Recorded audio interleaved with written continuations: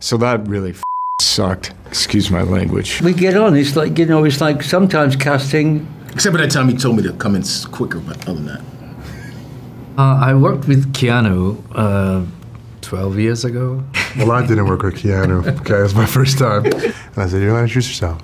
I know who you are." I'm happy being a fan and waiting for whatever's coming. Because every time you messed up, it was like, Absolute pleasure to speak with you. I love this movie, so thank you so much for the time. Thank you.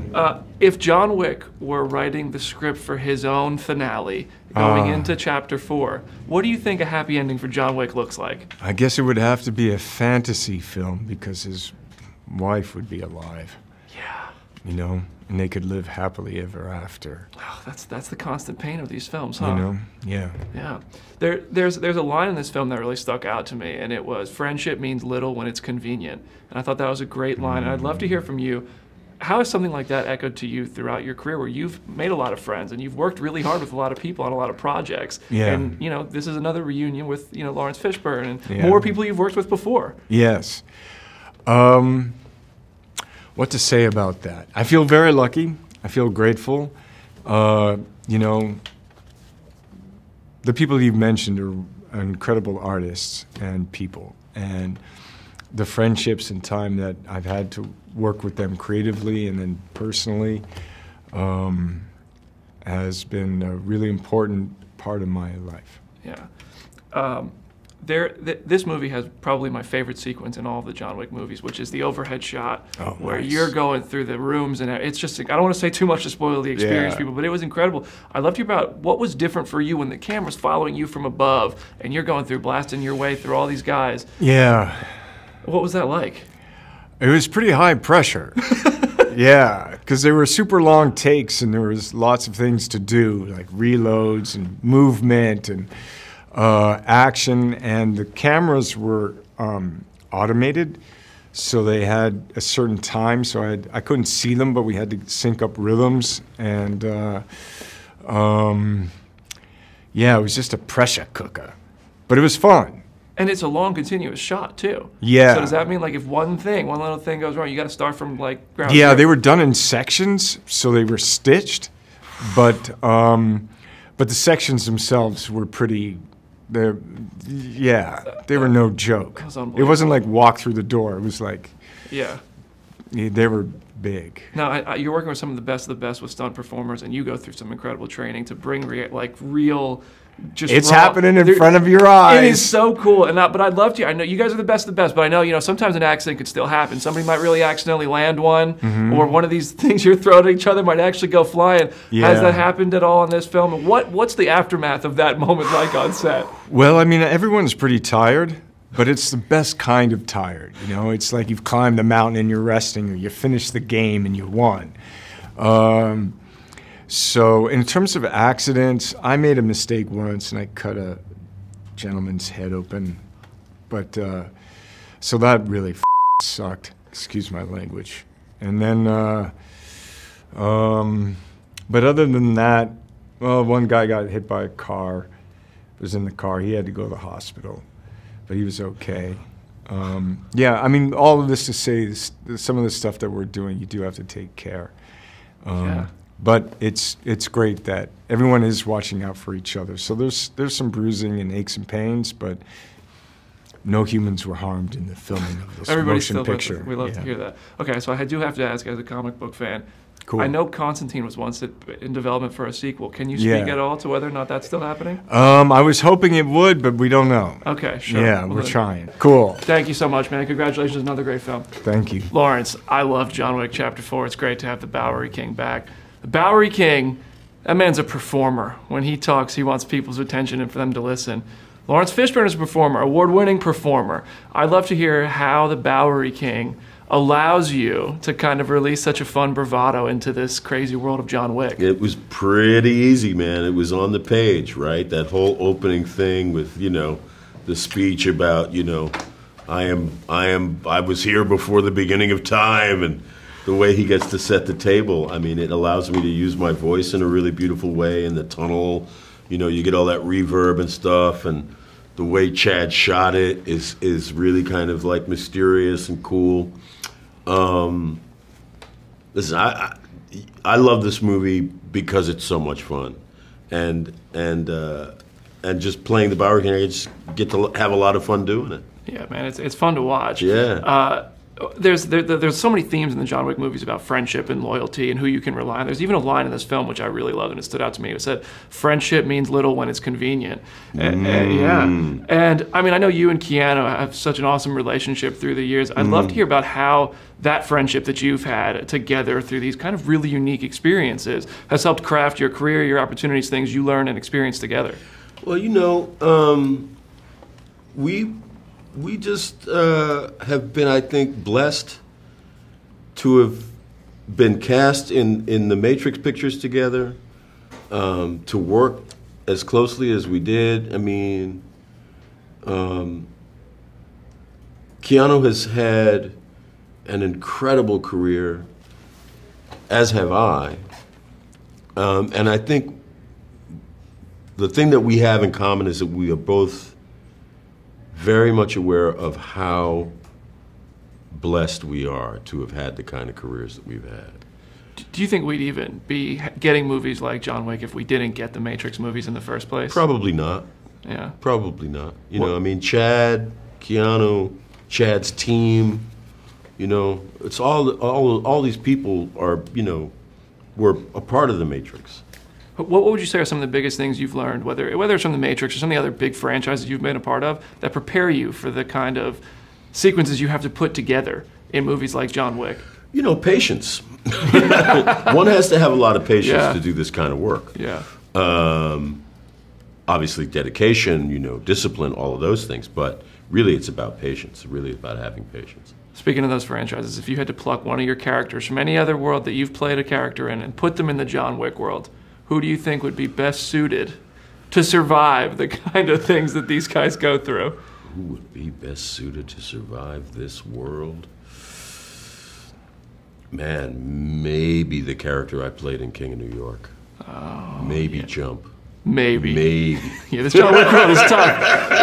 Actually, I just want to geek out with you for a second, man, because I know you love a lot of the same stuff I do. I'm a big geek. I'm at Comicbook.com. Right. When things are releasing, when there's new... Now, I don't want to ask what franchise you want to be a part of. I'm not trying to set you up for those headlines. Right. But what kind of stuff do you look forward to and geek out at? Because the things that you grew up loving, we get it. We're eating so well. What do you still geek out about and still hope to see one day?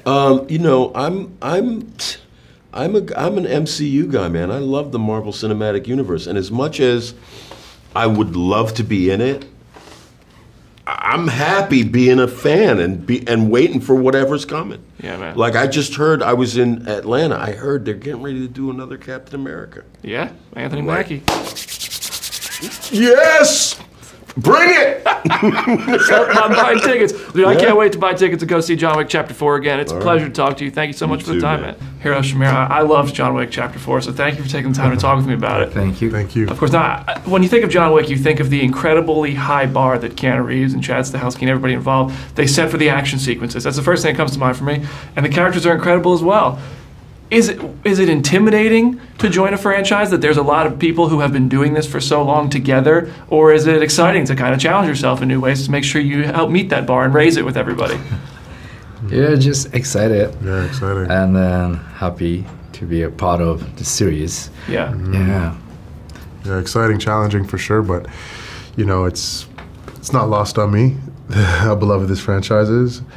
However, I think that's why Chad's so great at selecting the cast members that he gets, because I think everybody has a sense of hunger and wanting to elevate and be a part of it and to add their juice and add their sauce and add their magic to this incredible franchise.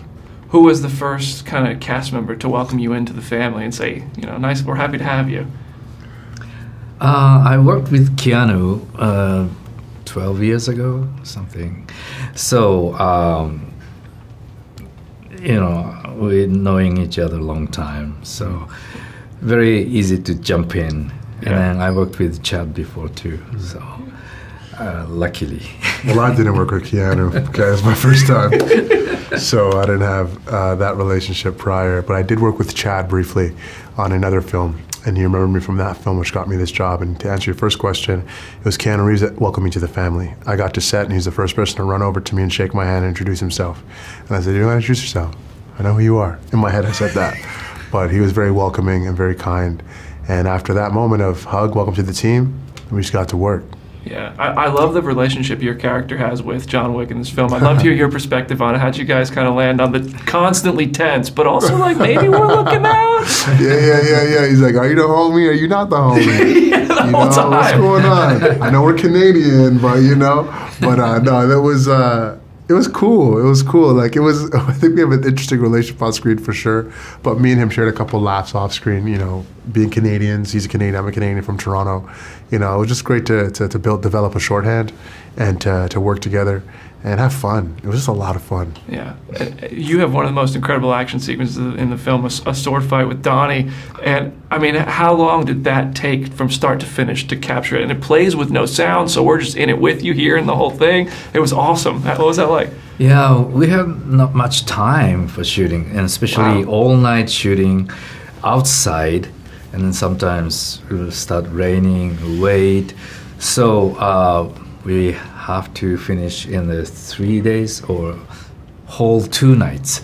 But collaboration with Donnie was so easy, and then we put the idea together, and then once we make a choreograph, let's shoot, and then 1 take, 2 takes, done, high five, next.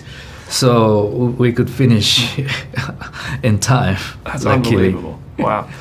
You've played so many awesome characters in other franchises and different. And I remember, I think my introduction to you was in Lost or maybe Rush Hour. I don't know. I've seen you in so many awesome things.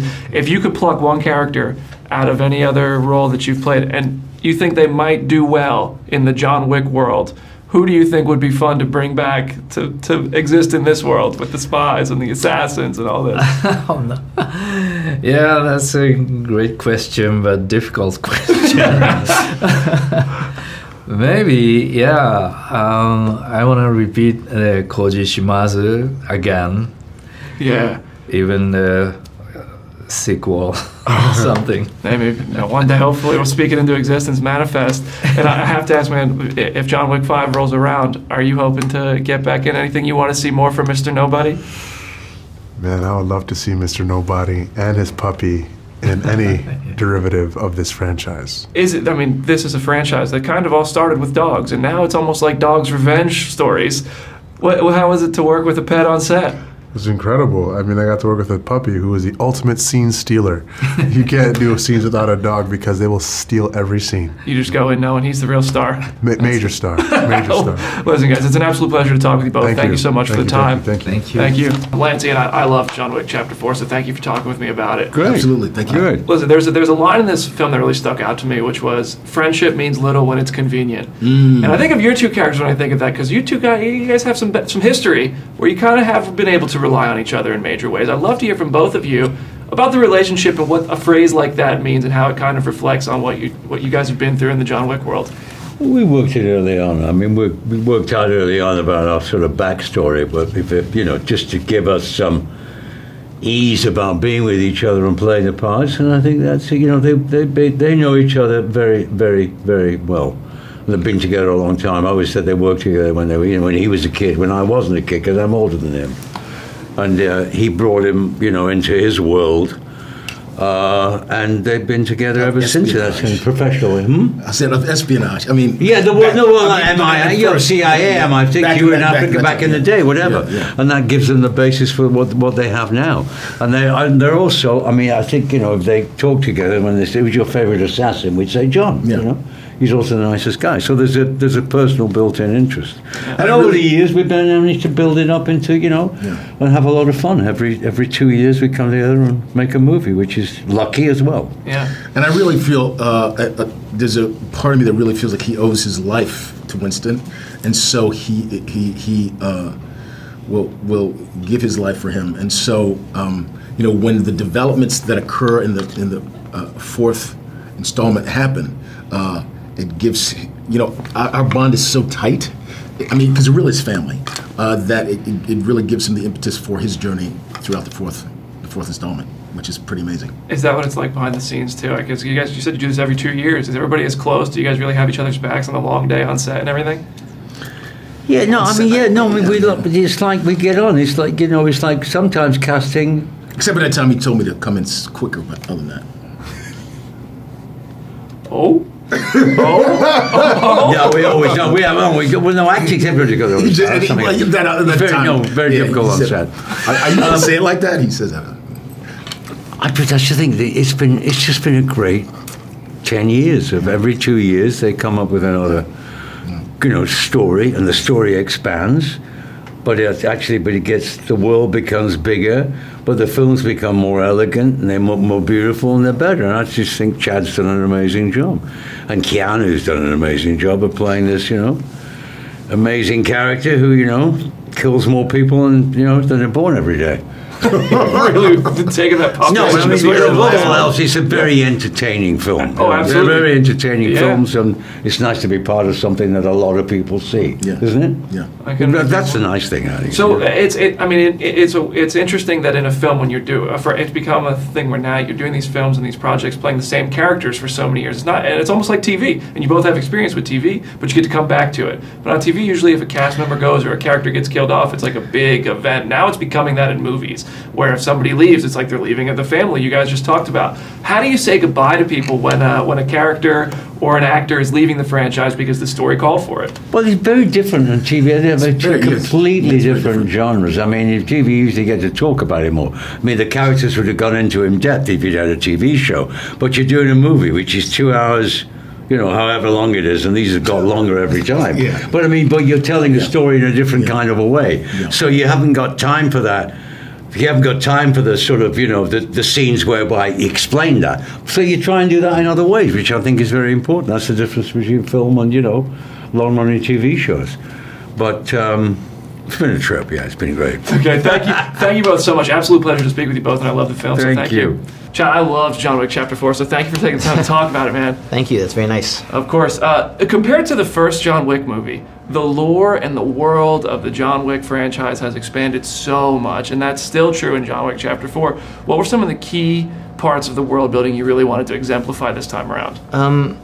I guess with anything, I came up with the Wachowski Film School, like Keanu and I through all the Matrix and stuff. They taught us a lot about how to build worlds, and it all starts with like a thematic. What are you trying to say? And it's easy to see the themes in John Wick that we're not trying to push, but they're there. It's brotherhood, it's fellowship, it's consequence, it's fate, it's grief, it's fortitude. It's all these things kind of coming together, and then you kind of work your way outward for there, and you decide, okay, at least for myself, one of the best ways to show who a character is literally by showing. You don't tell, you show. That's why Keanu tries to do as much as he actually can, so you're not, the suspension of disbelief is there. Like, it's Keanu Reeves doing it, so you believe that John Wick can do it. It's not just him telling us he's the greatest swordsman of all time. You're actually seeing Jet Li or Donnie Yen do things that you and I can't do, and you buy into it. So we just took that mentality across. Now, if you take the same thing into character development, I think one of the easiest ways to show that is dilemma, is problems. Like, your choices really reveal your character, not your skill set. So it doesn't matter about what swords or guns you use, it's choices. John Wick has made a lot of bad choices, but in this movie he tries to make one good choice. And we've tried to push that through all the way, so his final choice is a choice of whatever he thinks will lead him to freedom, redemption, fulfillment, whatever you want to term that. And I think in this one, it allowed us to take everything we've built in the last three and kind of explore that and see if we were good enough to tie it all together. So we'll see. Man, and every choice kind of raised the stakes too in this film. I love that. Yeah, we'll see. I talked about the new world building elements. I feel like you also busted out some new technology with this one, specifically in that incredible sequence above the rooms where we're looking down at it. Can you talk about what kind of new tech or filmmaking styles you had to drum up to deliver that? Sure. I think it was more about taking things that kind of existed and just using them in different ways. There's a little bit of an algorithm to kind of figure it out. Like, when your sound stage has such a ceiling, your lens only lets you see so much. You can only build the set so high off the ground, and because of the cable flying, the 4-point cable system we're using to fly the camera around, it needs a certain degree of height. So we just didn't have the Superdome to do this in. It was a sound stage in Babelsberg Studios in Berlin. And it just took a couple really smart people to figure out how we were going to get the perfect height to see Keanu Reeves do all the stuff, choreograph the stuff, not cut, and get our set piece in the right way. Dude, so good. It was taking the best that stunts had, this 4-point rigging system that the stunt and the camera guys had, figuring out the the dimensions of the set that Kevin Cavanaugh, my production designer, put together, and working with the stunt team and Keanu to get it all right. Because every time you messed up, it was like, we got to reset. Oh my gosh. beginning. All right, last question for you. I know one of your next projects is a video game adaptation with Ghost of Tsushima.